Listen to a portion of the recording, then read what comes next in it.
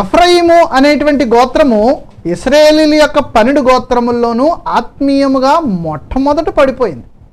కనుక ఇశ్రాయేలు జనాంగం అంతటినీ ఎఫ్రాయిము అని పిలుచుట చాలా ఆసక్తికరంగా మనకు కనిపిస్తూ ఉంటుంది. ఇశ్రాయేలు ప్రజలు సజీవుడైనటువంటి నిజ దేవుణ్ణి విసర్జించి వారు భయంకరమైనటువంటి భ్రష్టత్వంలోనికి పడిపోయినట్లుగా మనం ఇక్కడ గమనించగలం. ఒక వ్యభిచారిని వివాహం చేసుకున్న తర్వాత ఆమె మరలా తిరిగి అదే వృత్తిలోనికి వెళ్ళిపోవటను ఇశ్రాయేలు యొక్క ఆధ్యాత్మిక నమ్మక ద్రోహమునకు గుర్తుగా ఇక్కడ దేవుడు చూపించుతున్నట్లుగా మనం గమనించగలం. హోషియా తన యొక్క వ్యక్తిగత జీవిత అనుభవము ద్వారా ఇశ్రాయేలు యొక్క పాపమును గూర్చి ప్రవచించాలనేటువంటిది దేవుని యొక్క ఉద్దేశ్యముగా మనం ఇక్కడ గమనిస్తున్నాం. ఆ యొక్క పాపమే ఆత్మీయ వ్యభిచారము, స్పిరిచువల్ అడల్టరీ అని మనం అంటాం. అంటే ఆత్మీయ జారత్వంలో ఉన్నటువంటి ఉత్తర రాజ్యము పట్ల దేవునికి ఎంత వేదన ఉన్నదో ఈ యొక్క గ్రంథంలో మనం ప్రత్యేకంగా మనం చూడగలం. ఈ మాటలను హోషియా అనుభవపూర్వకముగా ప్రవచించుతున్నట్లుగా మనము గమనించగలం. దేవుని యొక్క ప్రేమను, ఆయన యొక్క దీర్ఘశాంతాన్ని, ఆయన యొక్క క్రమశిక్షణను మనం అర్థం చేసుకొనడానికి మన జీవితాలలో కొన్ని పరిస్థితులు అనుమతించబడుతూ ఉంటాయి. మనము ఇతరుల పట్ల లేక మనల్ని బట్టి ఇతరులకు కలిగేటువంటి వేదన, లేక ఇతరులను బట్టి మనకు కలిగేటువంటి వేదనను బట్టి మన వల్ల దేవునికి ఎంత వేదన కలుగుతుందో అర్థం చేసుకోగలం. ఉదాహరణకి భార్యాభర్తల మధ్యలో భార్య భర్త పట్ల కానీ, భర్త భార్య పట్ల కానీ అవిధేయులుగా ఉన్నట్లయితే వారి ఇరువురి మధ్యన సంతోషం ఉండకపోగా ఎంతో దుఃఖం ఉంటుంది. పిల్లలు తల్లిదండ్రులకు అవిధేయులుగా ఉన్నట్లయితే తల్లిదండ్రులకు చాలా దుఃఖముగా ఉంటుంది. అలాగనే దేవుని యొక్క బిడ్డలు దేవునికి అవిధేయులుగా ఉన్నప్పుడు దేవుడు కూడా బహుగా దుఃఖపడతాడనేటువంటి సంగతిని ఈ యొక్క గ్రంథము ద్వారా మనం చూస్తున్నాం. ఈ గ్రంథాన్ని మనం జాగ్రత్తగా అధ్యయనం చేయగలిగినట్లయితే ఇశ్రాయేలీయుల యొక్క పాపమును గురించి 150 సార్లు కంటే ఎక్కువ సార్లు ప్రస్తావించబడినట్లుగా మనం గమనించగలం. వీటిలో సగానికి పైగా విగ్రహారాధన గురించి మాట్లాడుతున్నాయి. మరొక విషయం ఏమిటంటే పాత నిబంధనలో ఏ ప్రవక్త కూడా దేవుని యొక్క ప్రేమను గూర్చి కానీ, దేవుని యొక్క దీర్ఘశాంతమును గూర్చి కానీ, లేక ఇశ్రాయేలు పట్ల ఆయన కలిగి ఉన్నటువంటి ప్రేమలో ఆ దేవుడు కలిగి ఉన్నటువంటి విశ్వసనీయతను గూర్చి కానీ హోషియా కంటే మరీ ఎక్కువగా ఇంకొక ప్రవక్త ఎవరు ప్రవచించినట్లుగా మనకు కనబడదు. మరొక గొప్ప సంగతి ఏమిటంటే ఈ గ్రంథంలో బైబిల్ యొక్క సారాంశం అంతా కూడా ఈ గ్రంథంలో ఇమిడి ఉన్నట్లుగా మనం చూడగలం. మొట్టమొదటిగా పాపమును గురించి మనం చూస్తాం. దేవుని చిత్తము పట్ల, దేవుని వాక్యము పట్ల ఉద్దేశపూర్వకమైనటువంటి అవిధేయతను మనుష్యుడు కనుపరిచినటువంటి సంగతి చాలా ప్రస్ఫుటముగా ఎత్తి చూపబడినటువంటి విషయాన్ని మనం ఈ యొక్క గ్రంథంలో మనం చూడగలం.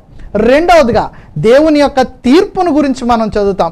8వ అధ్యాయము 7వ వచనంలో మనం చూసినట్లయితే హోషియా గ్రంథము 8వ అధ్యాయము 7వ వచనంలో వారు గాలిని విత్తి ఉన్నారు గనుక ప్రళయవాయువును వారు పంటగా కోస్తున్నారు అన్నప్పుడు దేవుని యొక్క తీర్పును గురించి అక్కడ చెప్పబడినట్లుగా మనము గమనించగలం. మూడవదిగా ప్రేమను గురించి మనం చూస్తాం.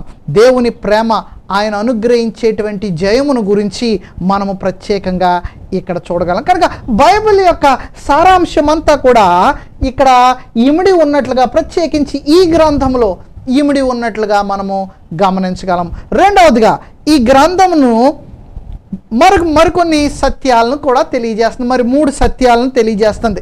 మొదటి 3 అధ్యాయాలు మనం చూసినప్పుడు హోషియా వ్యభిచారం చేస్తున్నటువంటి స్త్రీని వివాహం చేసుకోవలసిందిగా దేవునిచే ఆజ్ఞాపించబడ్డాడు.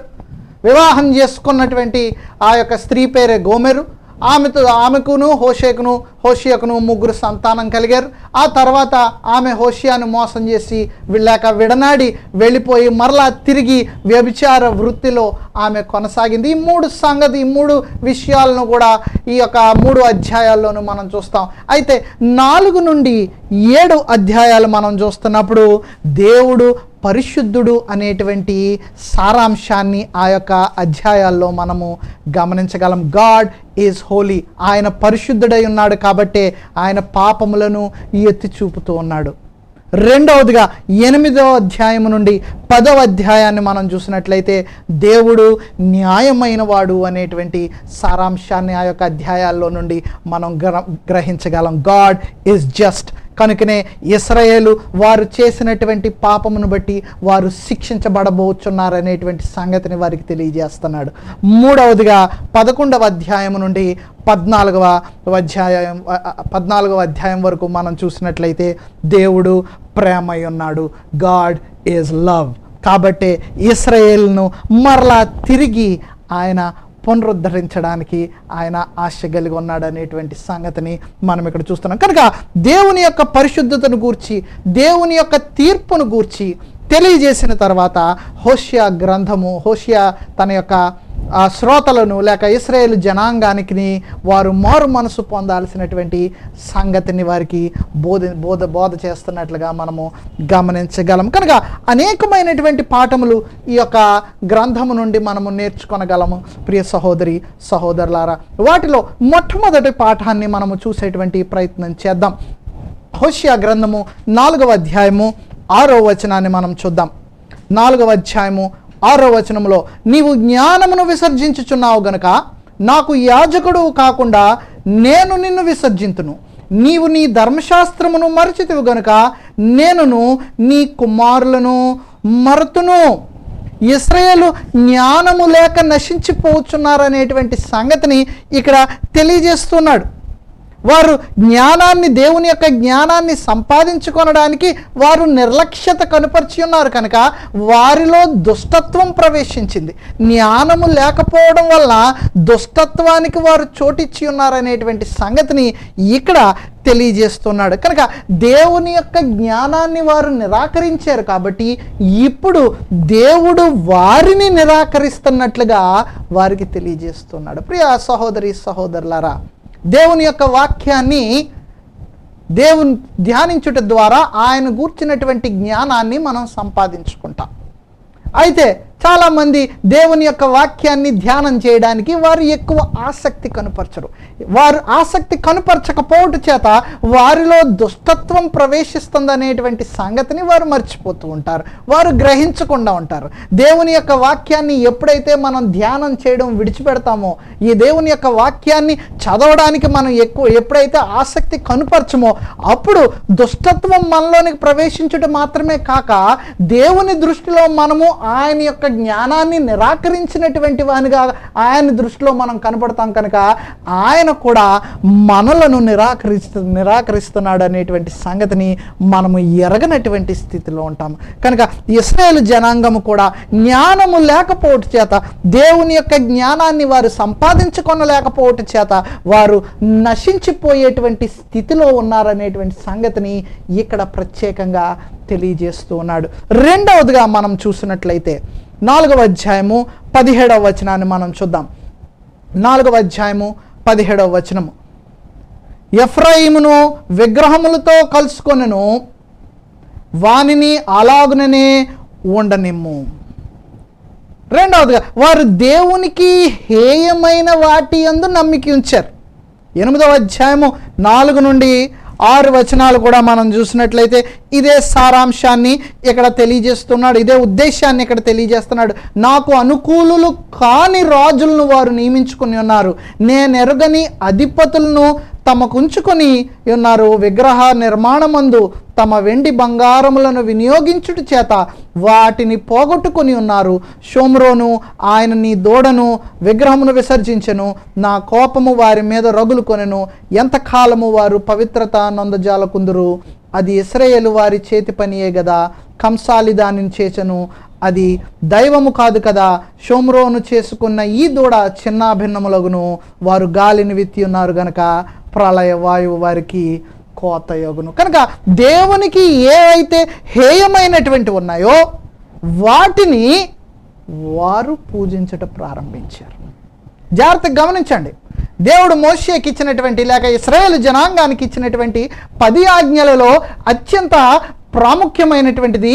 మొదటిది ఏదంటే, నేను తప్ప వేరొక దేవుడు మీకు ఉండకూడదన్నాడు.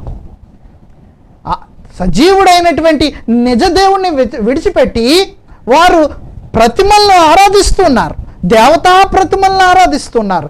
ఇది దేవుని దృష్టికి అత్యంత హేయమైనటువంటి సంగతిగా దేవుడు తెలియజేస్తున్నాడు. ఎందుకంటే మీరు నన్ను విడిచిపెట్టి దేవతా ప్రతిమలను మీరు ఆరాధిస్తూ ఉన్నారనేటువంటి సంగతిని జ్ఞాపకం చేస్తున్నాడు. ఈ దినాల్లో మనం కూడా అనేక మంది నేరుగా మనము ఒక ప్రతిమను పెట్టుకొని మనం ఆరాధించకపోవచ్చు కానీ, లేక ఎక్కువ ప్రాధాన్యత మనం దానికి ఇవ్వకపోవచ్చు కానీ, మనము వేరే ప్రతిమలను మనం పెట్టుకుంటున్నాం. అవేమనగా అది మన ఉద్యోగం కావచ్చు, లేదంటే మన యొక్క వ్యాపారం కావచ్చు, లేదంటే మనం ఎక్కువగా ధనం వెచ్చించి సంపాదించుకున్నటువంటి వస్తువు కావచ్చు.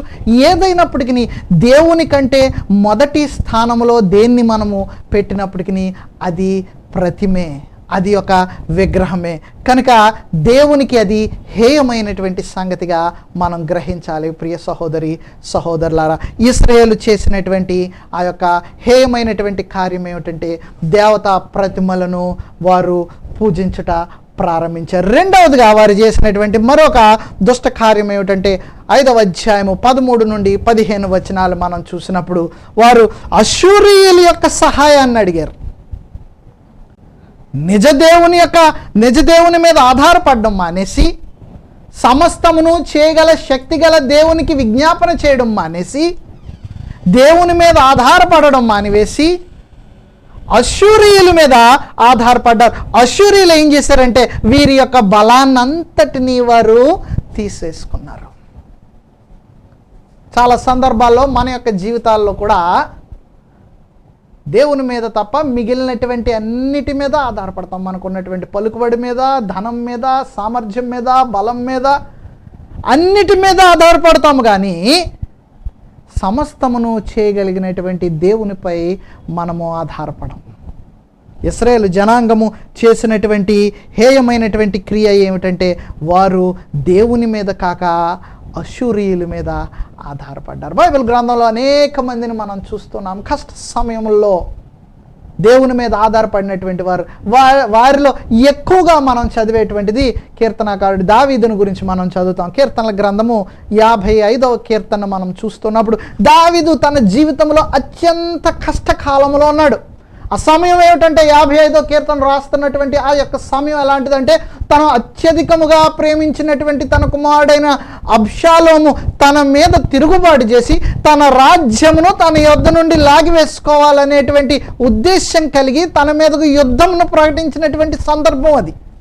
కాబట్టి చాలా వేదనతో నిండినటువంటి పరిస్థితుల్లో దావీదు ఉన్నట్లుగా మనం గమనించగలం. 55వ కీర్తన మనం చూసినట్లయితే, 55వ కీర్తనలో దావీదు చేస్తున్నటువంటి ప్రార్థన చూడండి.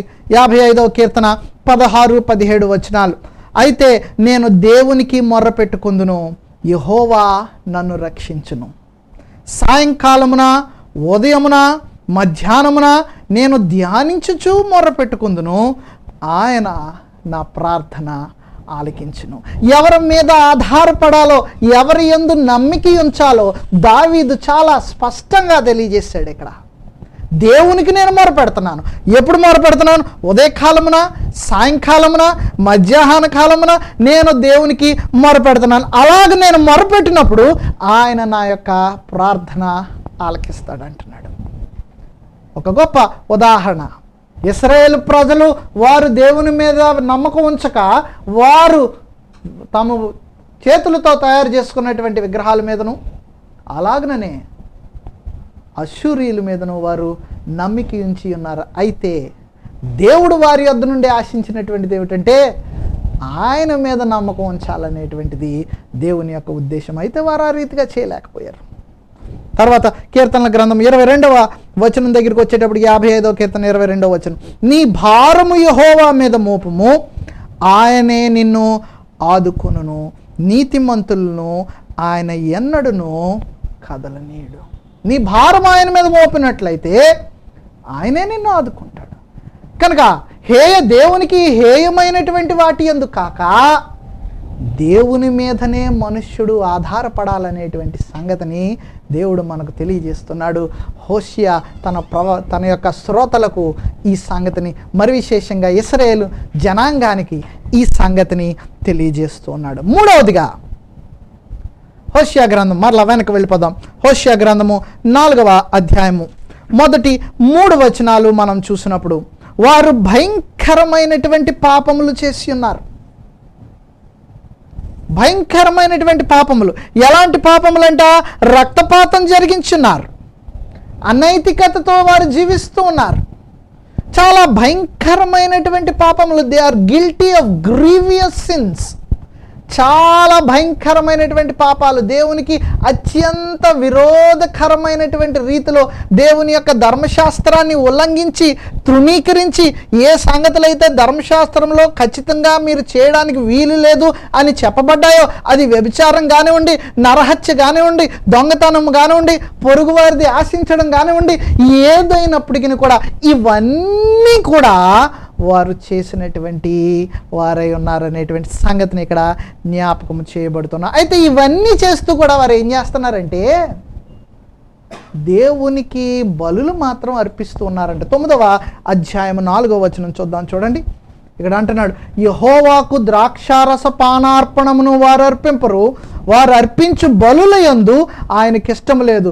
వారు ఆహారముగా పుచ్చుకొనున్నది ప్రలాపము చేయవారికి ఆహారము వలెనగును, దాని భుజించు వారందరూ అపవిత్రులగుదురు. తమ ఆహారము తమకే సరిపడును గాని అది యెహోవా మందిరంలోనికి రాదు. వారు అర్పించు బలుల యందు ఆయనకి ఇష్టం లేదు. వారు బలులను అర్పిస్తూ ఉన్నారు, పాపమంతా చేస్తున్నారు, కానీ వారు ఏం చేస్తున్నారంటే బలులను మాత్రము దేవునికి అర్పిస్తూ ఉన్నారు. ఈ దినాల్లో అనేకులు ఇలాంటి స్థితిలోనే ఉన్నారు. హృదయంలో పాపం పెట్టుకుంటున్నారు, దేవునికి విరోధమైనటువంటి కార్యములన్నిటినీ చేస్తున్నారు. అయితే ఆదివారం అయ్యేటప్పటికి మాత్రం వారు ఆరాధనకు వస్తారు, ఆరాధనలో పాలిభాగస్తులు అవుతారు, అన్ని కార్యక్రమాలు చేస్తారు, అనుదినము వారు ప్రార్థన చేసుకుంటారు, అనుదినము బైబిల్ చదువుకుంటుంటారు. అయితే వారు తమ హృదయంలో ఉన్నటువంటి పాపమును మాత్రము వారు గ్రహింపరు. ప్రియ సహోదరి సహోదరులారా, ఇశ్రాయేలు జనాంగము ఉన్నటువంటి స్థితి కూడా ఇదే. వారు భయంకరమైనటువంటి పాపములు చేసి ఉన్నారు. అయితే చేసి కూడా దేవునికి వారు అర్పణలను అర్పిస్తూ ఉన్నారు.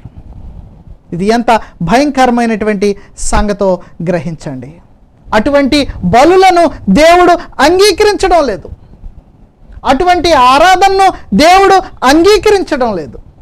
నిబద్ధతతో, సిన్సియరిటీతో దేవుణ్ణి మనము ఆరాధించాలనేటువంటి ఉద్దేశము దేవుడు కలిగి ఉన్నాడు. నిబద్ధతతో కూడినటువంటి దైవభక్తి గల జీవితాన్ని మనము జీవించాలనేటువంటి ఉద్దేశము దేవుడు కలిగి ఉన్నాడు. Sincerity coupled with Christian living or with godliness, ఇది కావాలనుకుంటున్నాడు దేవుడు. ఇటువంటి జీవితము క్రైస్తవులు జీవించాలనేటువంటిది దేవుని యొక్క ఉద్దేశం.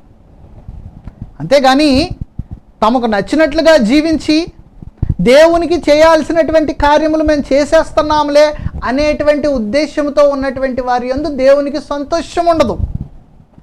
మొక్కుబడిగా మేము చేసేస్తున్నాం, మొక్కుబడిగా ప్రార్థన చేసేస్తున్నాం, మొక్కుబడిగా మేము బైబిల్ చదివేస్తున్నాం, మేము చేయాల్సింది అంతా చేసేస్తున్నాం అని వారు తమ హృదయంలో పాపమును పెట్టుకున్నారంటే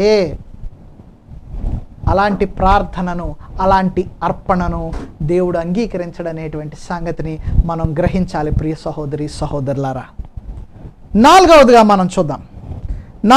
మనం చూసినట్లయితే హోషియా గ్రంథము 5వ అధ్యాయము 1వ వచనం. 5వ అధ్యాయము 1వ వచనాన్ని మనం గమనించినట్లయితే, యాజకులారా నా మాట ఆలకించుడి, ఇశ్రాయేలు వారులారా చెవిని పెట్టి ఆలోచించుడి, రాజ సంతతి వారులారా చెవి యొగ్గి ఆలకించుడి. మీరు మిస్పా మీద ఉరిగాను తాబోరు మీద వలగాను ఉన్నారు గనుక మిమ్మును బట్టి ఈ తీర్పు జరుగును. వారి యొక్క నాయకుల గురించి మాట్లాడుతున్నాడు. వారి యొక్క నాయకులు ఎలాగున్నారంటే వారు దుష్టులై ఉన్నారు, దుష్టత్వముతో వారు నిండిపోయారు. యేసుప్రభు జీవించినటువంటి కాలంలో కూడా పరిసయ్యులు, శాస్త్రులు వారు దుష్టత్వముతో నిండిపోయి ఉన్నారు. వారు వేషధారులని అందునిమిత్తమే ప్రభు వారిని సంబోధించారు. అంటే పైకి బాగానే ఉంటున్నారు, పైకి అంతా చక్కగా ఉంటున్నారు, కానీ లోపల మాత్రము వారు మాయోపాయములు చేయుచున్నారు అంటున్నాడు మార్కు సువార్త 14వ అధ్యాయం 1వ వచనంలో. వారు మాయోపాయములు యోచించుచున్నారు అంటున్నాడు. కనుక ఇక్కడ ఉన్నటువంటి ఇశ్రాయేలు జనాంగంలో ఉన్నటువంటి నాయకులు ఎవరైతే ఉన్నారో వారు దుష్టత్వముతో నిండిపోయారు. వేషధారణతో కూడినటువంటి జీవితము వారు జీవిస్తూ ఉన్నారు. ఎక్కడైతే దుష్టత్వం ఉంటుందో హృదయంలో అక్కడ వేషధారణ ఉంటుంది. హృదయం ఎప్పుడైతే దుష్టత్వముతో నిండిపోయిందో ఆ దుష్టత్వాన్ని మనుష్యుడు బయటికి వెల్లడిపరచడు కనుక పైకి మాత్రం మామూలుగానే ఉంటాడు. కాబట్టి లోపల ఒక రీతిగాను బయట మరొక రీతిగాను మనుష్యుడు జీవించడానికి ప్రయత్నం చేస్తూ ఉంటాడు. అలాంటి మనుష్యుడినే మనము వేషధారి అని మనము పిలుస్తూ ఉంటాం. కనుక ఇశ్రాయేలు యొక్క నాయకులు వారు బహుదుష్టులుగా ఉన్నట్లుగా మనం చూస్తున్నాం. ఎందుచేత దుష్టులుగా పిలువబడ్డారంటే వారు వేషధారణతో కూడినటువంటి జీవితాన్ని వారు జీవిస్తున్నారు. వారి హృదయం అంతా మాయోపాయములతో నిండి ఉన్నది, కపటాలోచనలతో నిండి ఉన్నది, తిరుగుబాటు చేయాలనేటువంటి ఉద్దేశ్యములతో వారు ఉన్నారు. మనుషులను ఒకరి మీదకు ఒకరిని రేపాలనేటువంటి ఆలోచనలో వారు ఉన్నారు. కనుక విభజనలు కలుగు చేయాలనేటువంటి ఉద్దేశంతో వారు ఉన్నారు. కాబట్టి వారు దుష్టులై ఉన్నారు, దుష్ట స్వభావము కలిగినటువంటి వారై ఉన్నారు అనేటువంటి సంగతిని ఇక్కడ ప్రత్యేకంగా తెలియజేస్తూ ఉన్నాడు. ఐదవదిగా మనం చూసినట్లయితే హోషేయ గ్రంథము 14వ అధ్యాయము మొదటి 3 వచనాలు 14వ అధ్యాయము మొదటి 3 వచనాలు మనం చూసినట్లయితే, ఇశ్రాయేలు నీ పాపము చేత నీవు కూలితివి గనుక నీ దేవుడైన యెహోవా తట్టు తిరుగుము, మాటలు సిద్ధపరచుకొని యెహోవా యొద్దకు తిరుగుడి. మీరు ఆయనతో చెప్పవలసినదేమనగా మా పాపములన్నిటినీ పరిహరింపుము, ఎడ్లకు బదులుగా నీకు మా పెదవులను అర్పించుచున్నాము. నీవు అంగీకరింపదగినవి అవే మాకున్నవి. అశూరీయుల చేత రక్షణ నొందగోరము, మేమెకను గుర్రములను ఎక్కము. మీరే మాకు దేవుడని మేమెక మీదట మా చేతి పనితో చెప్పము. తండ్రి లేని వారి ఎడ్ల వాత్సల్యము చూపువాడవు నీవే కదా. ఇంత దుష్టత్వంతో నిండినటువంటి ఈ యొక్క ప్రజలను మారు మనసు పొందమని దేవుడు వారిని పిలుస్తూ ఉన్నట్లుగా మనం ఇక్కడ చూస్తున్నాం.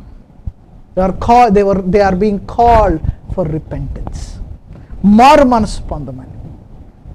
కనుక వారిలో ఉన్నటువంటి పాపాన్ని ఎత్తి చూపించిన తర్వాత ఇప్పుడు దేవుడు ఏమంటున్నాడంటే మీరు మారు మనసు పొందండి అనేటువంటి సంగతిని వారికి జ్ఞాపకం చేస్తున్నాడు. కాబట్టి హోషేయ గ్రంథాన్ని ప్రత్యేకంగా మనం చూస్తున్నప్పుడు అనేకమైనటువంటి పాఠములు మనము నేర్చుకోవచ్చు. ఈ సమయంలో 14వ అధ్యాయంలో మనం ప్రత్యేకంగా ధ్యానం చేస్తున్నట్లయితే ఆ అధ్యాయం యొక్క సారాంశాన్ని మనం ఆలోచన చేసినట్లయితే అధ్యాయమును మారు మనస్సుగా మనము చెప్పుకొనవచ్చు. ఎందుచేతనంటే ఆ సారాంశం అంతా కూడా మొదటి అధ్యాయం నుండి 13వ అధ్యాయం వరకు ఇశ్రాయేలు యొక్క భయంకరమైనటువంటి స్థితిని అక్కడ జ్ఞాపకం చేస్తున్నాడు. వారి మీద కలగబోయేటువంటి నాశనాన్ని గురించి వారికి తెలియజేస్తున్నాడు, వారికి ప్రకటిస్తూ ఉన్నాడు. ప్రకటించిన తరువాత దేవుడు ఇప్పుడు హోషేయ ద్వారా ఏం తెలియజేస్తున్నాడంటే మీరు మారు మనసు పొందడానికి నేను మీకు అవకాశాన్ని ఇస్తూ ఉన్నాను.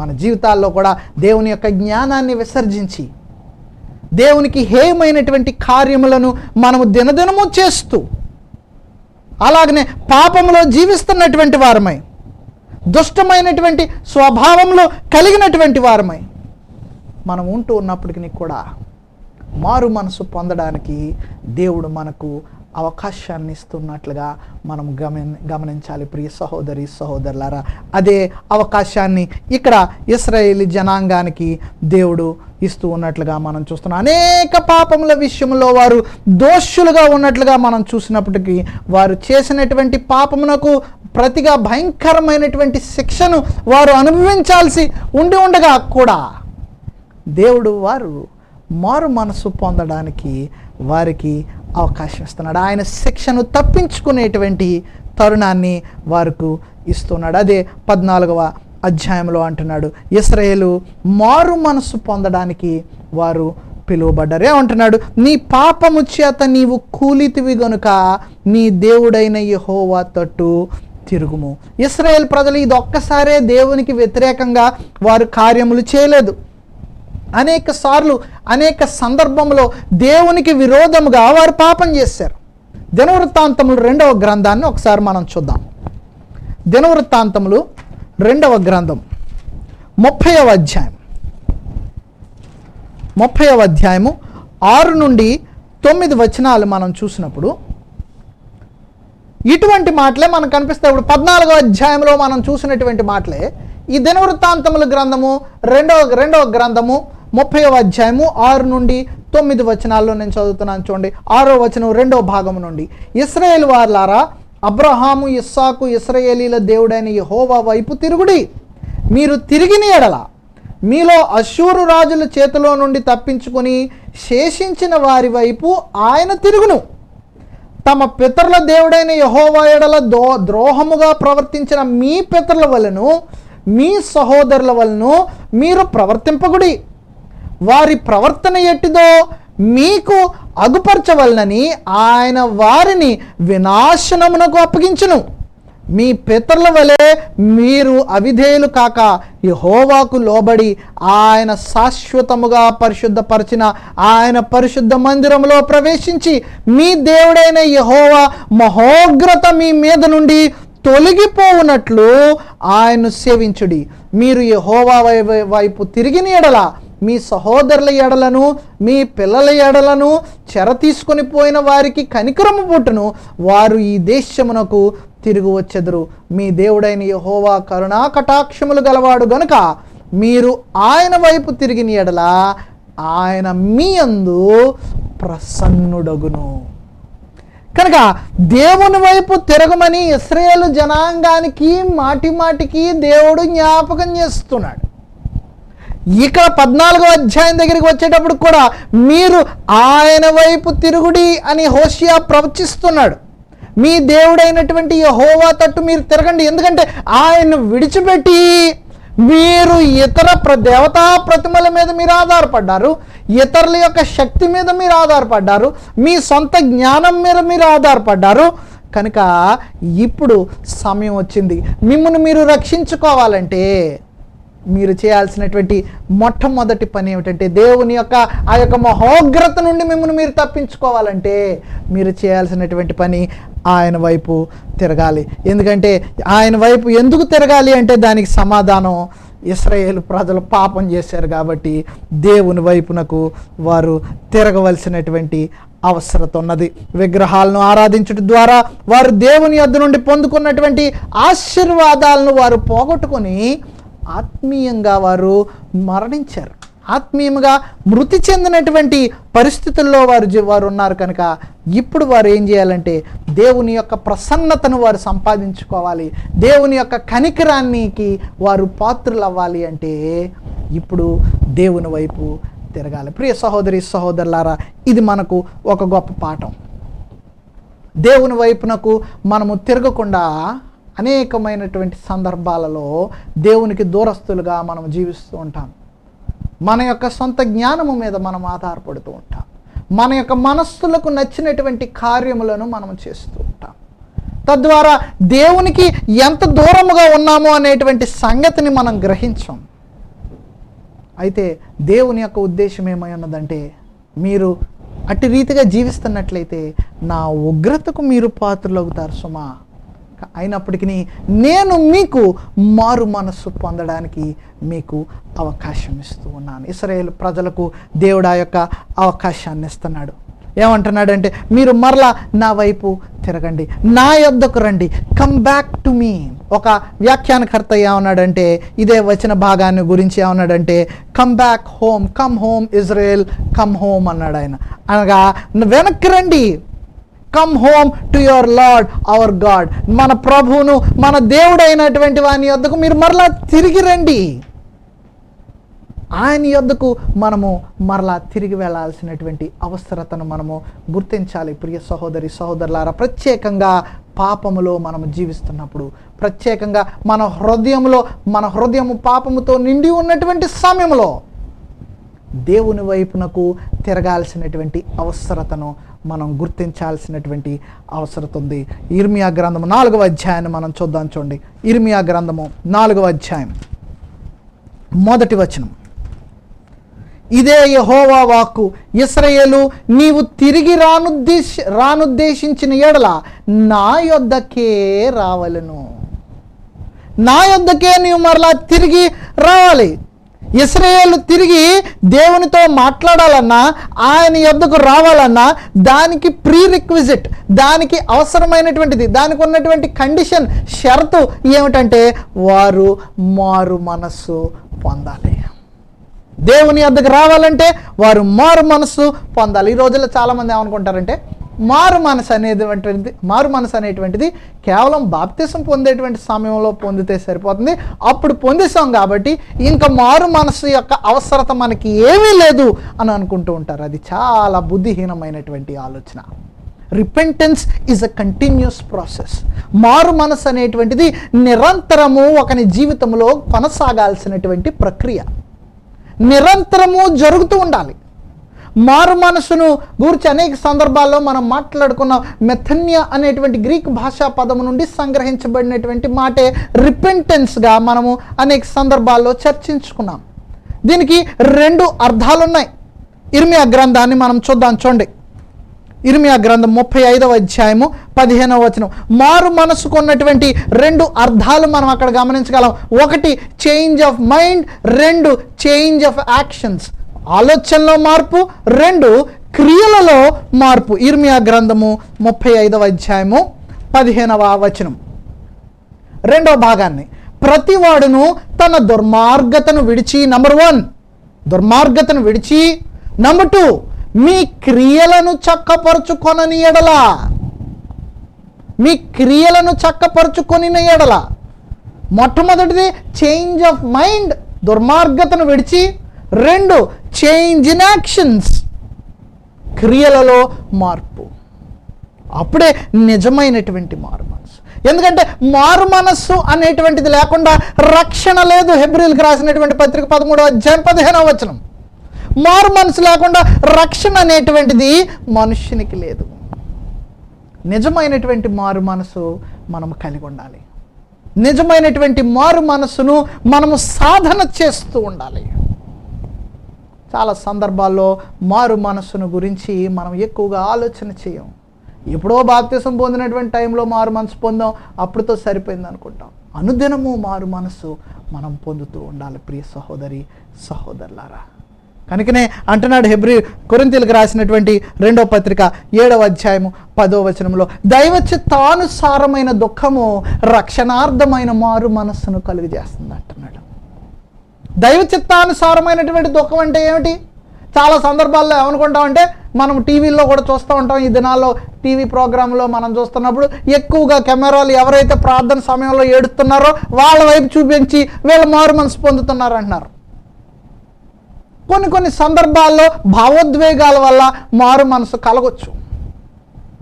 అయితే దైవ చిత్తానుసారమైనటువంటి దుఃఖం అనగా ఏమిటంటే, దేవునికి మన క్రియలు, మన జీవితము ఆయన చిత్తమునకు విరోధముగా ఉన్నవి అనేటువంటి సంగతిని గ్రహించి, దేవునికి హేయమైనటువంటి జీవితమును నేను జీవిస్తున్నాను అనేటువంటి ఆలోచన ఎప్పుడైతే ఒకని హృదయంలో కలుగుతుందో, ఆ ఆలోచన అట్టివానిని మారు మనసు, నిజమైనటువంటి అనగా రక్షణ పొందగలిగేటువంటి మారు మనసు, రక్షణార్థమైనటువంటి మారు మనసును అతనిలో ఉద్భవింపజేస్తుంది,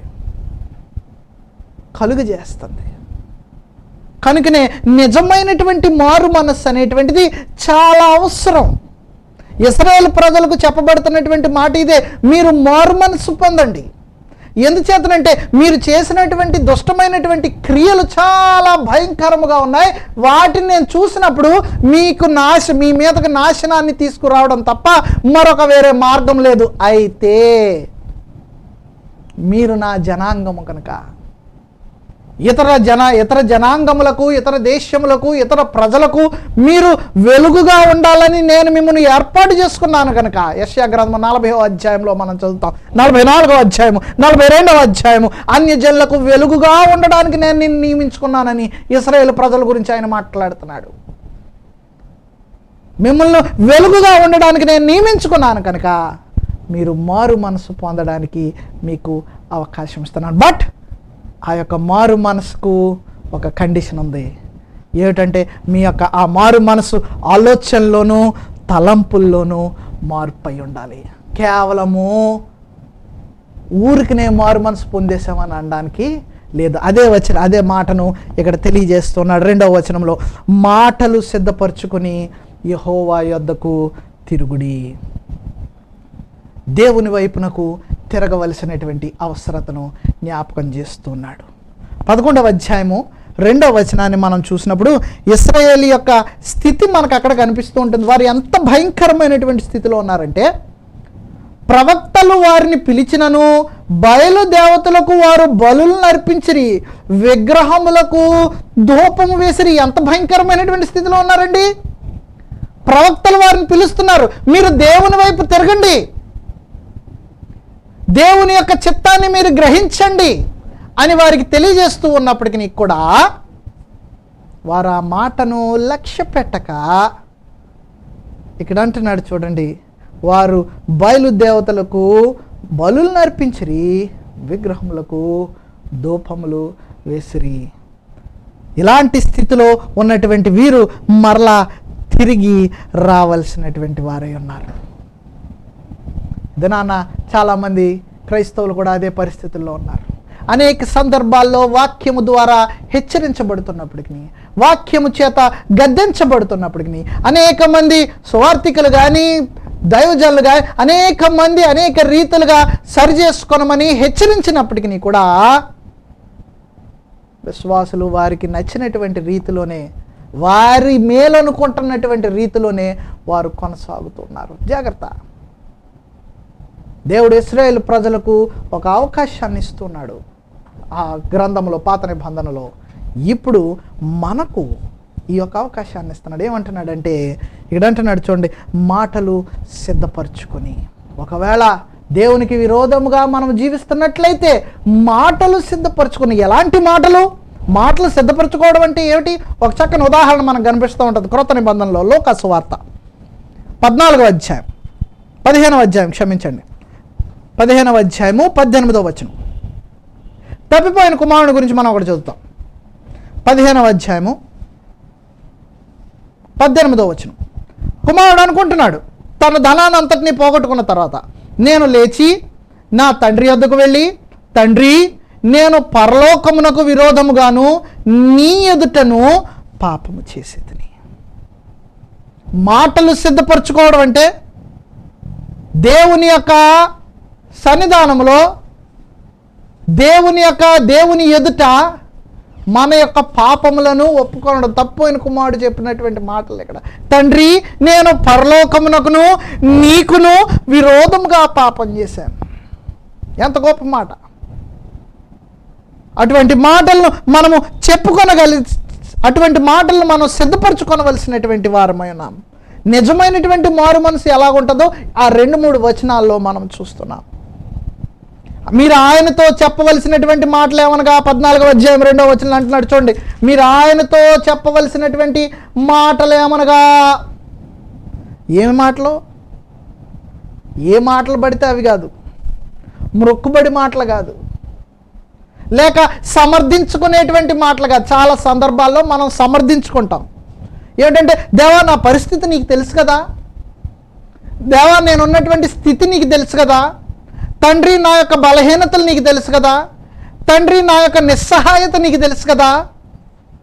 అక్కడ కూడా దేవుని ఎదుట సమర్థించుకొనడానికి ప్రయత్నం చేస్తాం, కానీ దేవుడు దాన్ని అంగీకరించడు సుమా. ఇక్కడ అంటున్నాడు, మాటలను సిద్ధపరచుకొని. మొక్కుబడి మాటలు కాదు, సమర్థించుకునేటువంటి మాటలు కాదు. మరి ఎలాంటి మాటలు ఇక్కడ?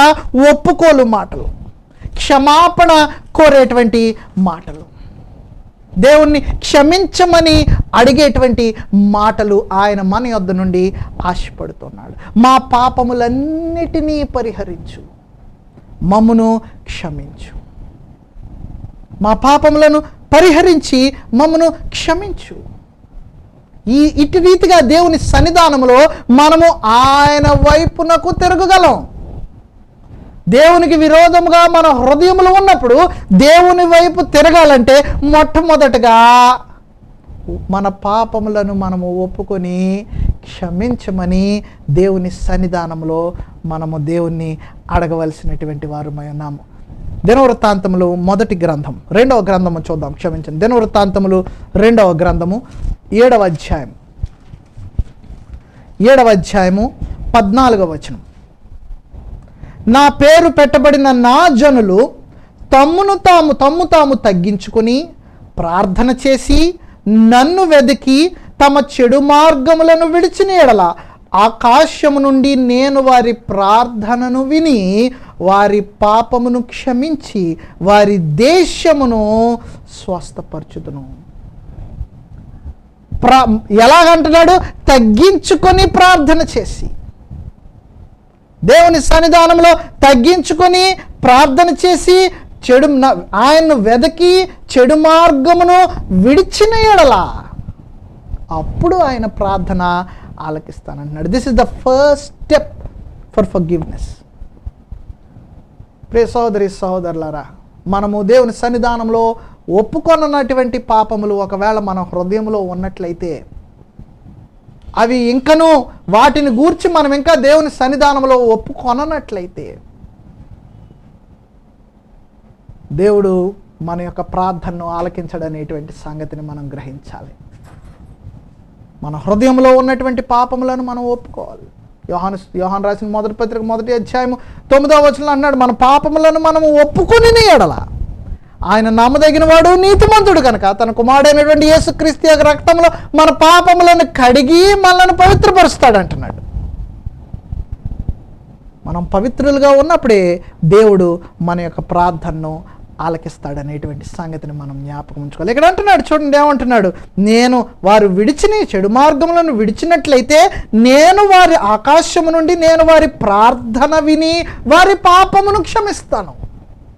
ఇశ్రాయేల్ ప్రజలకు ఇస్తున్నటువంటి ఆజ్ఞదే. మీరు మారుమనసు పొందుతున్నారు, కరెక్టే. అయితే మారుమనసు పొందడానికి మీరు ఏం చేయాలి? నంబర్ 1, మాటలు సిద్ధపరచుకోవాలి. మాటలు సిద్ధపరచుకోవాలంటే మీ యొక్క పాపములను ఒప్పుకోవాలి. రెండవదిగా అంటున్నాడు చూడండి, మీ హృదయములను నాకు అర్పించాలి. ఎడ్లకు బదులుగా నీ పెదవులను అర్పించు. ఎడ్లకు బదులుగా ఇంకా బలులు కాదు, కానీ ఇప్పుడు ఏమిటంటే మా యొక్క హృదయములను మేము అర్పిస్తున్నాం. అనగా దేవునికి స్తుతియార్పణ చేయమని ఇశ్రాయేలు జనాంగానికి హోషియా బుద్ధి చెప్తున్నాడు. మొదటి 3 వచనాలు మనం ముగించేటువంటి ముందు వాటి యొక్క సారాంశాన్ని మనం గ్రహించినట్లయితే 3 గొప్ప సత్యాలు ఈ 3 వచనాల్లోనూ ఇమిడి ఉన్నట్లుగా మనం చూడగలం. మొట్టమొదటిగా పాపములను పరిహరించుట, రిపెంటెన్స్, మారు మనసు కనబడుతుంది. రెండవదిగా ఒప్పుకోలు, కన్ఫెషన్ కనబడుతుంది. మూడవదిగా ఎడ్లకు బదులుగా పెదవులు, అనగా కమిట్మెంట్ దేవునికి ఇవ్వాలి. నిశ్చయత లేక నిశ్చయించుకునుట. ఈ 3 సంగతులను దేవుడు చాలా సీరియస్గా పరిగణిస్తాడు, చాలా ఖచ్చితంగా చూస్తాడు. ఇశ్రాయేల్ ప్రజల దగ్గర నుండి ఆయన చూస్తున్నటువంటిది ఇదే. నీ యొద్ద నుండి నా యొద్ద నుండి కూడా ఆయన ఆశించేటువంటిది ఇదే. మారు మనస్సు, చేసినటువంటి కార్యములను బట్టి మారు మనస్సు. రెండవది ఒప్పుకోలు. దేవుని యొక్క సన్నిధానంలో నేను పాపము చేసి ఉన్నాను. దావీదు అంటున్నాడు, నీకు మాత్రమే విరోధముగా నేను పాపము చేసి ఉన్నానని దావీదు ఒప్పుకుంటున్నాడు. ఒప్పుకోవాలి. ఒప్పుకుని ఇంకా మార్గము నుండి సంపూర్తిగా నేను తొలగిపోతున్నాననేటువంటి నిశ్చయతతో దేవుని సన్నిధానంలో ప్రార్థన చేయాలి. అనేక సందర్భాల్లో దేవుని యొక్క మార్గంలో నుండి మనం తొలగిపోతూ ఉంటాం. తొలగిపోయినప్పుడు దేవుడు మరలా మనలను పునరుద్ధరించాలి అంటే దేవుని సన్నిధానంలో మనము మన పాపములను ఒప్పుకొని ఆయన వైపు తిరగాల్సినటువంటి అవసరత ఉన్నది. ఈ సంగతిని మనం గుర్తించాలి ప్రియ సహోదరి సహోదరులారా. 4వ వచనంలో అంటున్నాడు చూడండి, అష్షూరీయుల చేత మేము రక్షణను అందగోరం. 14వ అధ్యాయం చూస్తున్నాం మనం, హోషేయ గ్రంథం 14వ అధ్యాయం. అష్షూరీయుల చేత మేము రక్షణను అందగోరము, మేమెక్కను గుర్రములను ఎక్కము, మీరే మా దేవుడని మా చేతి పనితో చెప్పము, తండ్రి లేని వారి ఎడల వాత్సల్యము చూపువాడవు నీవే కదా అంటున్నాడు. అనగా ఒక పాఠం ఇక్కడ, వ్యర్థమైనటువంటి వాటి మీద ఆధారపడొద్దని. ఈ వచనాన్ని జాగ్రత్తగా ఆలోచన చేసినట్లయితే complete obedience, complete submission, surrender అనేటువంటి మాటను మనం వాడుతూ ఉంటాం. సంపూర్తిగా సమర్పించుకోవడం, పరిపూర్ణమైనటువంటి విధేయతను గురించి ఇక్కడ మాట్లాడుతుంది ఈ వచన భాగం. వీరు గ్రహించుకున్నది ఏంటంటే వారిని ఎవ్వరూ రక్షించలేరు. వారిని రక్షించాలన్నా, వారిని హెచ్చించాలన్నా, వారిని తగ్గించాలన్నా దేవుడు మాత్రమే చేయగలడు అనేటువంటి సంగతిని వారు గుర్తెరగాలి. 2వ దినవృత్తాంతముల గ్రంథంలో మనం చూస్తాం, నిలువబెట్టుటకును పడద్రోయుటను యెహోవా వశమే కదా అంటున్నాడు. వారిని రక్షించాలన్నా, హెచ్చించాలన్నా దేవుడు మాత్రమే చేయగలడు. అయితే వారు తమ సొంత బలం మీద ఆధారపడ్డారు. కొన్ని సందర్భాల్లో వారు సహాయం కొరకు అష్షూరీయుల వైపు చూశారు. అయితే మనము ఈ యొక్క చరిత్రను, ఇశ్రాయేలు యొక్క చరిత్రను మనం చదివినప్పుడు అష్షూరీయుల వల్లనే ఇశ్రాయేలు పతనం అయిపోయింది. అష్షూరీయులు వారి యొక్క బలమును అంతటినీ లాగేసుకున్నారు. కాబట్టి ఇక్కడ అంటున్నాడు చూడండి, హోషేయ ప్రవచిస్తున్నాడు. దేవుడు హోషేయ ద్వారా వారికి తెలియజేస్తున్నటువంటి సంగతి ఏమిటంటే వారు గ్రహించాల్సినటువంటి విషయం ఏమిటి? గుర్రములను మేము ఇక ఎక్కము అనగా దాని ఉద్దేశం ఏమిటంటే వారి యొక్క సైన్య బలము మీద మేము ఆధారపడం. సైన్య బలము అక్కర్లేకుండానే దేవుడు ఇశ్రాయేలు ప్రజలకు గొప్ప విజయాలను సమకూర్చినటువంటి సందర్భాలను వారు మర్చిపోయారు. ఎలాంటి యుద్ధము చేయకుండానే ఐగుప్తు బానిసత్వంలో నుండి 10 తెగుళ్లను రప్పించి వారిని బయటికి నడిపించాడు. ఎలాంటి యుద్ధము చేయకుండానే యెరికో పట్టణాన్ని వారికి స్వాధీనపరిచాడు. అనేకమైన అమాలేకీయుల మీద యుద్ధం జరుగుతున్నప్పుడు ఎలాంటిది చేయకుండానే, ఎలాంటి ఒక్క సైనికుడు కూడా నష్టపోకుండానే వారికి జయాన్ని ఇచ్చాడు. అనేక సందర్భాలలో ఇశ్రాయేలు ప్రజలకు సైన్య బలము అవసరం లేకుండా దేవుడు జయమునిచ్చినప్పటికీ కూడా ఆ సంగతిని వారు మర్చిపోయారు. ఇదే నాన్న మనము కూడా జ్ఞాపకం చేయబడుతున్నాం. మన యొక్క వ్యక్తిగత జ్ఞానము, బలము, వీటిని బట్టి మనము కార్యములను చక్కబెట్టాలనేటువంటి ఆలోచన కలుగుంటాం. దేవుని మీద ఆధారపడం, దేవుని బలము మీద ఆధారపడం. మన జీవితంలో జరిగినటువంటి ప్రతి సందర్భము దేవుడు జరిగించినటువంటిదే అనేటువంటి సంగతిని మనం మర్చిపోతూ ఉంటాం.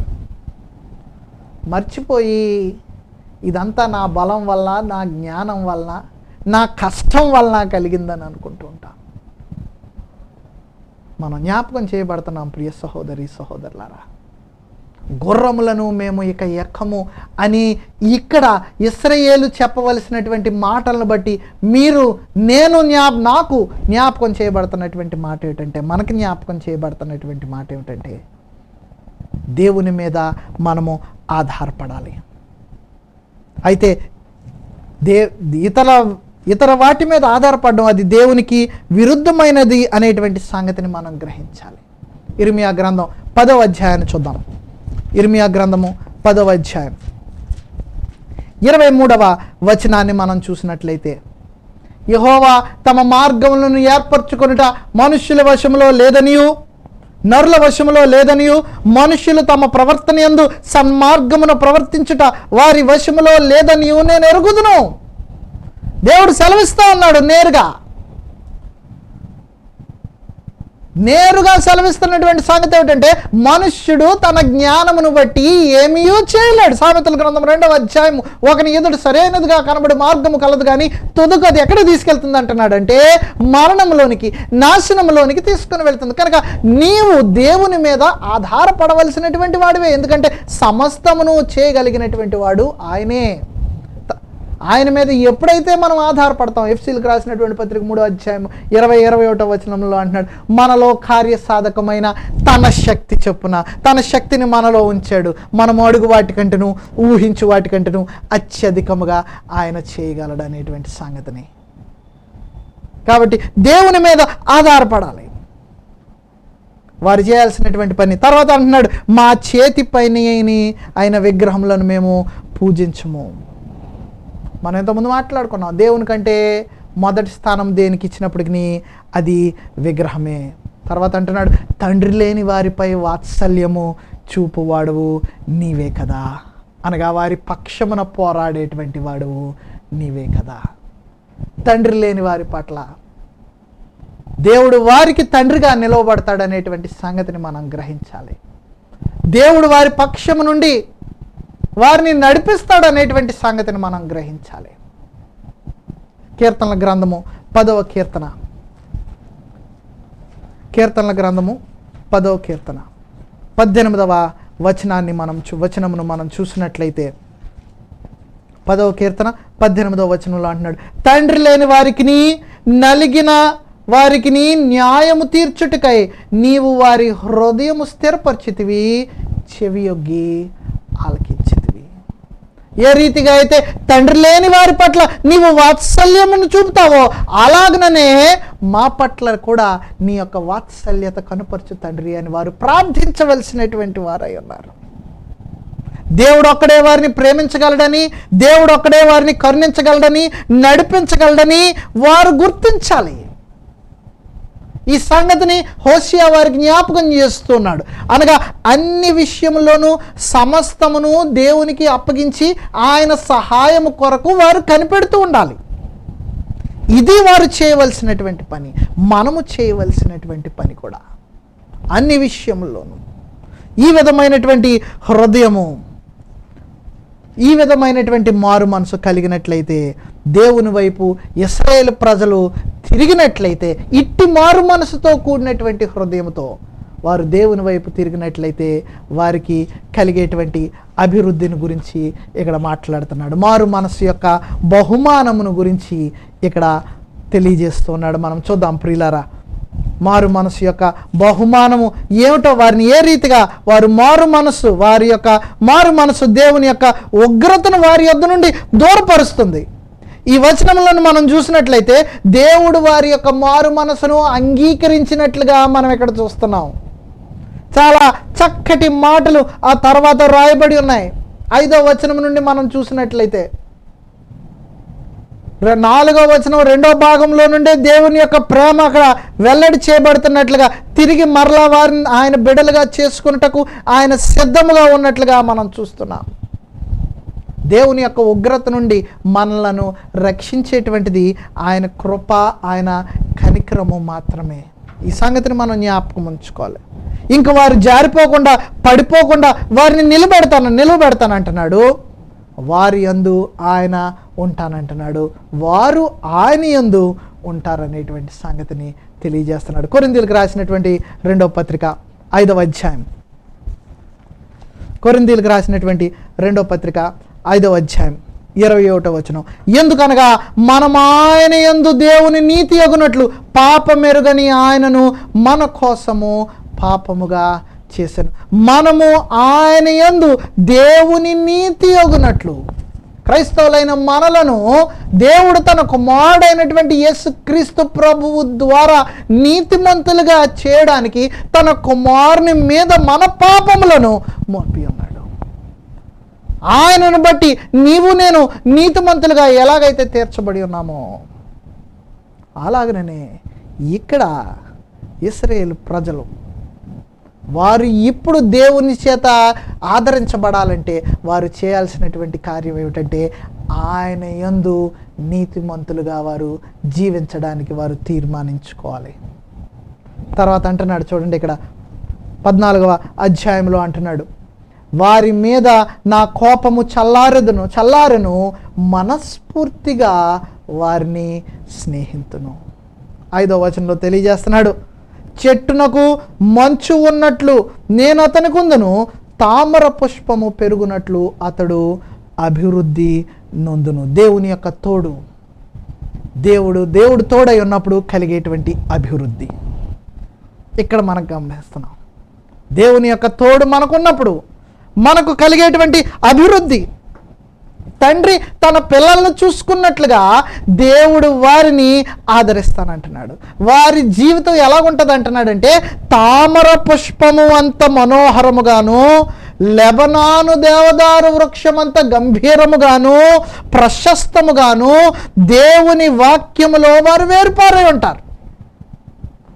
ఎంత చక్కని మాట, ఎంత చక్కని ఆశీర్వాదాన్ని వారు సంపాదించుకుంటున్నారు. లూకాసు వార్తలో ఒక చక్కటి మాటను మనం గమనిద్దాం. లూకాసు వార్త 12వ అధ్యాయం, లూకాసు వార్త 12వ అధ్యాయము 27వ వచనం.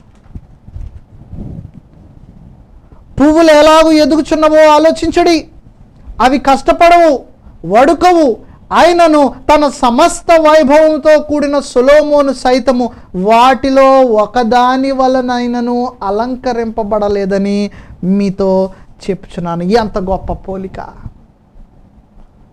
ఎంత గొప్ప పోలిక. దేవుడు తోడై ఉన్నటువంటి మనుష్యునికి కలిగేటువంటి ఆశీర్వాదాలు, కలిగేటువంటి అభివృద్ధి ఎంత గొప్పదో ఇక్కడ తెలియజేస్తున్నాడు. సమస్త వైభవంతో ఉన్నటువంటి సొలొమోను కంటే కూడా దేవుడు తోడుగా ఉన్నటువంటి వాని యొక్క అభివృద్ధి గొప్పది. ఇక్కడ ప్రత్యేకించి 14వ అధ్యాయంలో అంటున్నాడు చూడండి, ఏమంటున్నాడు, చెట్లకు మంచు ఉన్నట్లుగా నేను అతనికి ఉందును, తామర పుష్పము పెరుగునట్లు అతడు అభివృద్ధి పొందును. వాని యొక్క అభివృద్ధిని గురించి తెలియజేస్తున్నాడు. వారిని ఎంతగా అభివృద్ధి చేయబోతున్నాడో తెలియజేస్తున్నాడు. దేవుని తోడు ఉన్నటువంటి వారికి, దేవుడు ఎవరికైతే తోడై ఉంటారో వారు అభివృద్ధి చెందుతారు. దేవుడిచ్చేటువంటి అభివృద్ధి ఎలాంటిదంటే, మా తండ్రి గారు నిరంతరం నాకు జ్ఞాపకం చేసినటువంటి సంగతిని ఈ దినాన్ని నేను మీతో పంచుకుంటున్నాను. దేవుడిచ్చేటువంటి అభివృద్ధి అంచెలంచెలుగా ఉంటుందని తెలియజేసేవారు వారు. నిజమే, అమాంతముగా అభివృద్ధి చెందినటువంటి వాడు ఎంత ఎత్తుగా అయితే ఎదుగుతాడో అంతే త్వరగా క్రింద పడిపోతాడు. అయితే అంచెలంచెలుగా దేవుడిచ్చేటువంటి అభివృద్ధి ఏదైతే ఉందో అది నిరంతరము నిలుస్తుంది, చిరకాలము నిలుస్తుంది. మరి దేవుడు ఇచ్చేటువంటి అభివృద్ధిని సంపాదించుకోవాలి అంటే, దేవుని తోడు సంపాదించుకోవాలంటే మనుషుడు ఏం చేయాలి? యోబు గ్రంథం దగ్గరికి వెళదాం. యోబు గ్రంథం 8వ అధ్యాయం 5వ వచనమును మనం చూద్దాం. యోబు గ్రంథము 8వ అధ్యాయము 5వ వచనం, 5, 6, 7 వచనములు. 5వ వచనం నేను చదువుతున్నాను. నీవు జాగ్రత్తగా దేవుని వెతకని ఎడల, దేవుని యొక్క తోడు మనుష్యునికి ఉండాలంటే, ఆ తోడు వల్ల దేవుడు అనుగ్రహించు అభివృద్ధిని మనుష్యుడు సంపాదించుకోవాలంటే మొట్టమొదటిగా చేయాల్సినటువంటి పని, నీవు జాగ్రత్తగా దేవుణ్ణి వెతకాలి, సర్వశక్తుడకు దేవుణ్ణి బ్రతిమాలుకోవాలి, నీవు పవిత్రుడివి యథార్థవంతుడివై ఉండాలి. ఇక్కడ అంటున్నాడు, జాగ్రత్తగా దేవుణ్ణి వెతికిన ఎడల, సర్వశక్తుడకు దేవుని బ్రతిమానుకుని ఎడల, పవిత్రుడివై యథార్థవంతుడివైన ఎడల నిశ్చయముగా ఆయన నీ యందు శ్రద్ధ నిలిపి. ఇటు రీతిగా నీవు ఉన్నట్లయితే, దేవుణ్ణి వెతికి ఆయన్ను బ్రతిమాలుకొని నీవు పవిత్రుడివి యథార్థవంతుడివై నువ్వు జీవించడానికి నువ్వు ప్రయాసపడినట్లయితే, అప్పుడు ఆయన నీ మీద శ్రద్ధ నిలిపి నీ నీతికి తగినట్టుగా నీ నివాస స్థలమును వర్ధిల్లచేయు. నీవు నీతిని ఎంత ఎక్కువగా సాధన చేస్తున్నావో నీ నీతి గల జీవితమును తగినట్లుగా దేవుడు నిన్ను ఆశీర్వదిస్తాడు. 7వ వచనంలో అంటున్నాడు, అప్పుడు నీ స్థితి మొదట కొద్దిగా ఉండినను తొదను నీవు మహాభివృద్ధి పొందుదు. మొదట నీ స్థితి కొద్దిగా ఉన్నప్పటికీ నీవు నీతి కలిగినటువంటి జీవితము జీవించినట్లయితే, దేవునిని శ్రద్ధగా వెతికినట్లయితే, నీ స్థితి మొదట క్రొద్దిగా ఉన్నప్పటికీ తుదకి నువ్వు మహా అభివృద్ధి పొందుతావు అంటున్నాడు. వారు ఒలీవ చెట్ల వలె సౌందర్యము కలిగినటువంటి వారై ఉంటారు, లెబానాను సువాసన కలిగి ఉంటారు అనేటువంటి సంగతిని మనం ఇక్కడ చూస్తూ ఉన్నాం. దేవుని ఉగ్రత ఇశ్రాయేలు మీద నుండి ఇక సంపూర్తిగా తొలగిపోయింది. ఆయన దీవెనలు ఇప్పుడు వారికి వాగ్దానం చేయబడుతున్నాయి. దేవుని యందు ఎదుగుటలో ఉండేటువంటి సౌందర్యాన్ని గురించి మాట్లాడుతున్నాడు. ఒలీవ చెట్టు అనేది ఇతరులకు నీడనిచ్చేటువంటిదిగా ఇక్కడ మనకు కనబడుతుంది. అనగా ఇశ్రాయేలు దరిదాపులలో ఉన్నటువంటి దేశాలు ఇశ్రాయేలీలను బట్టి ఆశీర్వదించబడతాయని ఈ మాట యొక్క అర్థం. ఈ దినాల్లో క్రైస్తవులు కూడా తమ చుట్టూ ఉన్నటువంటి వారికి ఆశీర్వాదకరంగా ఉండాలి, దీవెనకరముగా ఉండాలి. అయితే ఇశ్రాయేలు ప్రజలకు దేవుడిస్తున్నటువంటి ఒక ఆధిక్యత ఏమిటంటే వారు తమ చుట్టూ ఉన్నటువంటి ప్రజలకు ఆశీర్వాదంగా ఉండాలి. మన పొరుగువారు మనలను బట్టి దీవించబడాలి, ఆశీర్వదించబడాలి. ప్రియ సహోదరి సహోదరులారా, అట్టి రీతిగా మనము జీవించడానికి ప్రయాసపడాలి. 9వ వచనం దగ్గరికి వద్దాం. ఈ గ్రంథం అంతటికీ కూడా ఒక చక్కటి ముగింపు మనకి ఇక్కడ 14వ అధ్యాయము 9వ వచనం. జ్ఞానము గలవారు వివేచింతురు, బుద్ధి కుశలత గలవారు గ్రహింతురు. యెహోవా మార్గములు చక్కనివి, నీతిమంతులు అందులో నడుచుదురు. గోమెరు చివరికి అందవిహీనంగా మారిపోయింది. ఎంత అందవిహీనంగా మారిపోయిందంటే గోమెరును సంత వీధిలో పెట్టి అమ్మడానికి ప్రయత్నం చేస్తున్నారు. జాగ్రత్తగా గమనించండి. హోషియాను మొట్టమొదటిగా దేవుడు వ్యభిచారం చేస్తున్నటువంటి స్త్రీని వివాహం చేసుకోమన్నాడు. అదే కష్టమైనటువంటిదంటే ఆమె అతనితో పిల్లలను కన్న తర్వాత మరలా తిరిగి వ్యభిచారం చేయడానికి వెళ్ళిపోయింది. జారత్వంతో సంతానమును కన్నది అనేటువంటి మాటని ఇక్కడ 2వ వచనంలో మనం చదువుతాం. 2వ అధ్యాయంలో దాని పిల్లలు జార సంతతి అయి ఉన్నారంటున్నాడు. కనుక ఇక్కడ మనం గమనించినట్లయితే గోమెరు ఒక భయంకరమైనటువంటి స్థితిలోనికి వెళ్ళిపోయింది. అయినప్పటికీ కూడా దేవుడు హోషియాతో ఏమంటున్నాడంటే నీవు వెళ్ళి ఆమెను మరలా నీవు చేర్చుకో. చాలా కష్టమైన పనే, చాలా కష్టతరమైన పని. అయితే హోషియా లోబడ్డాడు. తిరుగుబాటు చేస్తున్నటువంటి భార్యను చేర్చుకున్నాడు. ఒక గొప్ప పాఠం అదేమిటంటే అసాధారణమైనటువంటి పరిస్థితులలో కూడా దేవుడు అసాధారణమైనటువంటి విధేయతను కోరుకుంటాడు. ఇది క్రైస్తవులైనటువంటి వారికి ఒక గొప్ప పాఠం.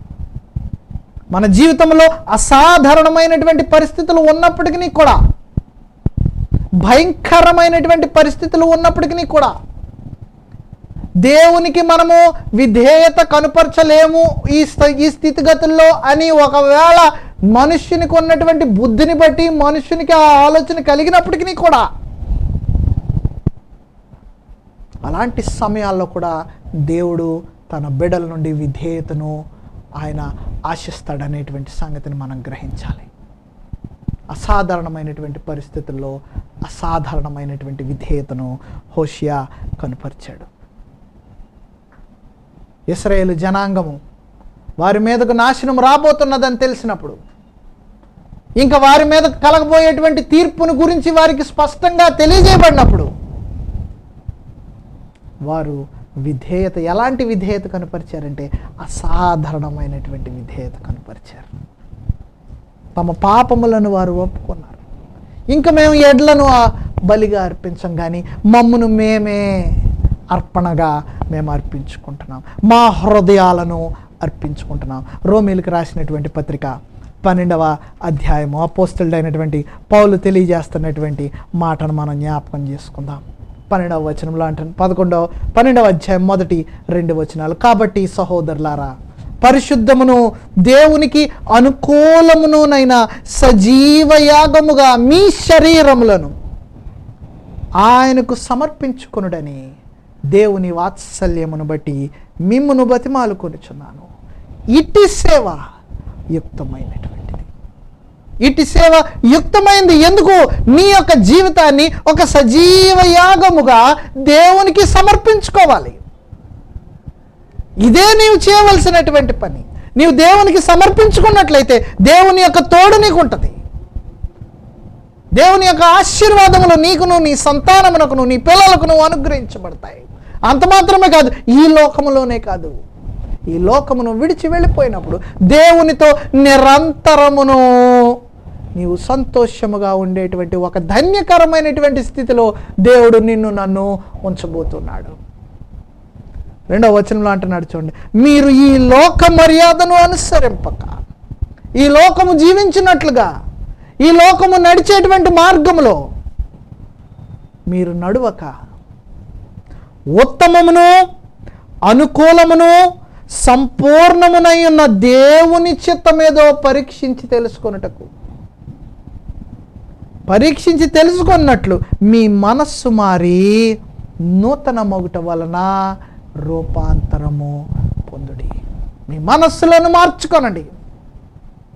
నీవే మా దేవుడని ఇంకెవరితోటి చెప్పకుండా నిజమైనటువంటి దేవుడైన జీవము గల దేవుని వైపు మీరు తిరగండి. ఆయనకు మీ జీవితాలను సంపూర్తిగా సమర్పించండి.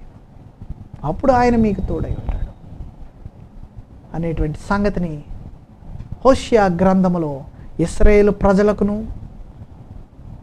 ఈ దినాన్న ఆ దినాన్న వారికిని, ఈ దినాన్న మనకును దేవుడు తెలియజేస్తున్నాడు.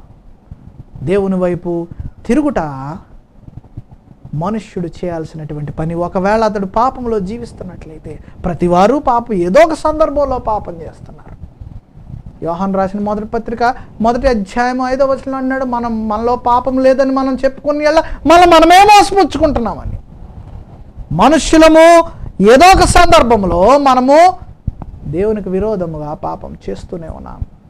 అయితే ఆ పాపములను మనము ఒప్పుకొని నిజమైనటువంటి మారు మనసు పొంది మాటలను సిద్ధపరచుకొని దేవుని వైపునకు తిరుగుటకు మనము సంపూర్తిగా దేవునికి అప్పగించుకోవాలనేటువంటి సంగతిని మనం గ్రహించాలి. ప్రియ సహోదరి సహోదరులారా, అట్టి జ్ఞానము దేవుడు మనకు దయచేయాలని మనం ప్రార్థన చేయాలి.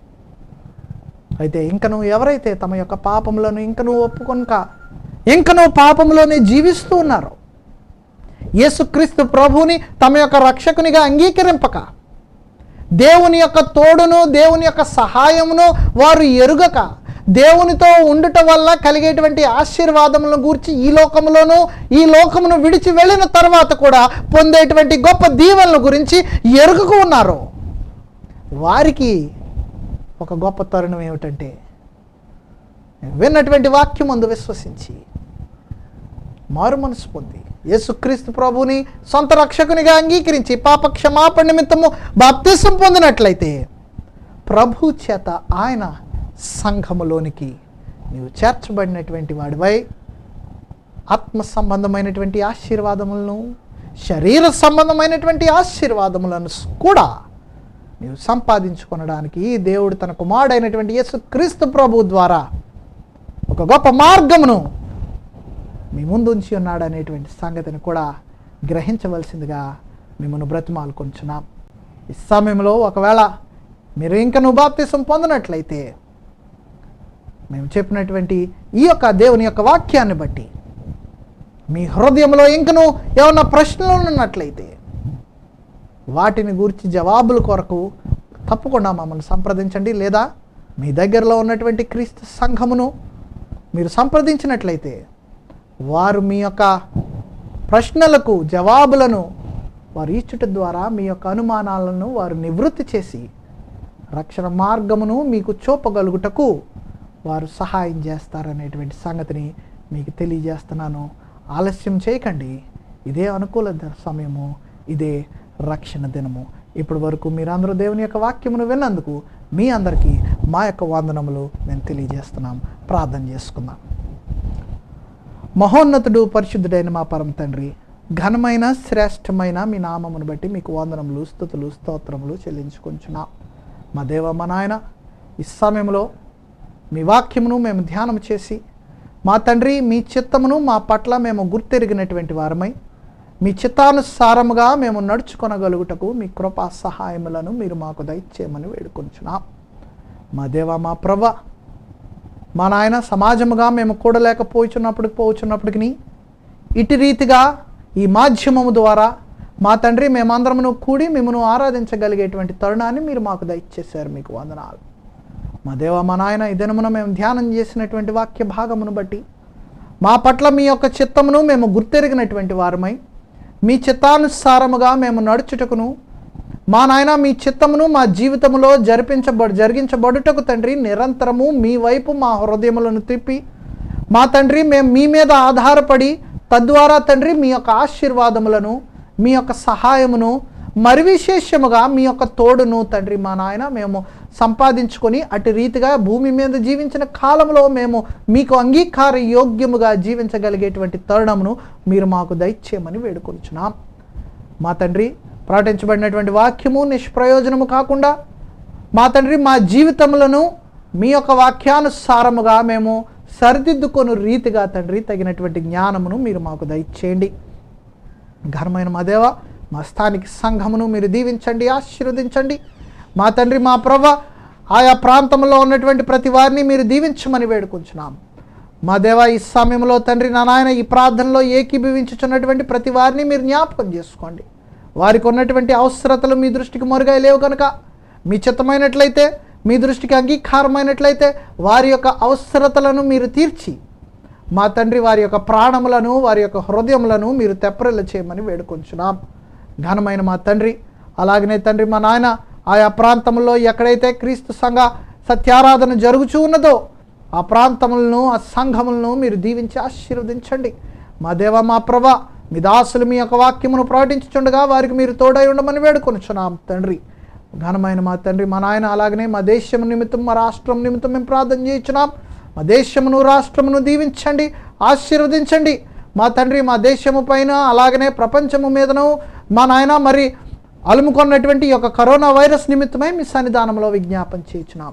సమస్తమును మీ యొక్క ఆధీనంలో ఉన్నదని ఎరిగి తండ్రి, మరి ఇది మా దేశము మీద నుండి, ప్రపంచం మీద నుండి ఇది తొలగిపోఉన్నట్లుగా తండ్రి, మా తండ్రి మీ యొక్క శక్తిని, ఈ యొక్క కరోనా వైరస్ శక్తిని బట్టి కరోనా వైరస్ను తొలగించి మీ యొక్క ఆశీర్వాదములను తండ్రి నా నాయన మీరు మాకు దయచేయమని వేడుకొంచున్నాం. ఏది ఏమైనప్పటికీ తండ్రి, మేము తండ్రి మా నాయన నిరంతరము మీ యొక్క కృపను బట్టి, మీ యొక్క ప్రేమను బట్టి మేము జీవించుచున్నాము, చలించుచున్నాము అనేటువంటి సంగతిని మేము గుర్తెరిగి మీ కృపలో మేము నిరంతరము కొనసాగగలిగేటువంటి తరుణాన్ని మాకు దయచేయండి. మా దేవ, మా ప్రభ, మా దేశ నాయకులను బట్టి ప్రార్థన చేయించున్నాం తండ్రి.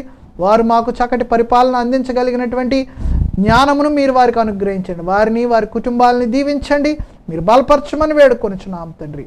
మా నాయన, మా తండ్రి, ఈ సమయంలో తండ్రి మా నాయన మరొక నూతన వారం మా ముందు ఉంటుండగా మా తండ్రి వారం మొదలుకొని వారాంతం వరకు మీ యొక్క కరుణా కటాక్షములను మీరు మాకు అనుగ్రహించి మరలా తిరిగి మీ చిత్తమైనట్లయితే మరి యొక్క పరిశుద్ధ దినమున మేము ఇటు రీతిగా కూడుకొనగలిగేటువంటి తరుణమును మీరు మాకు దయచేయమని మా ప్రభువును ప్రియరక్షకుడైన యేసుక్రీస్తు నామములో ఈ ప్రార్థన సమర్పించి వేడుకుంటున్నాం పరమ తండ్రి. ఆమెన్. మీ అందరికీ మరొకసారి మా యొక్క వందనాలు మేము తెలియజేస్తున్నాం. దేవుడు మిమ్మను దీవించును గాక.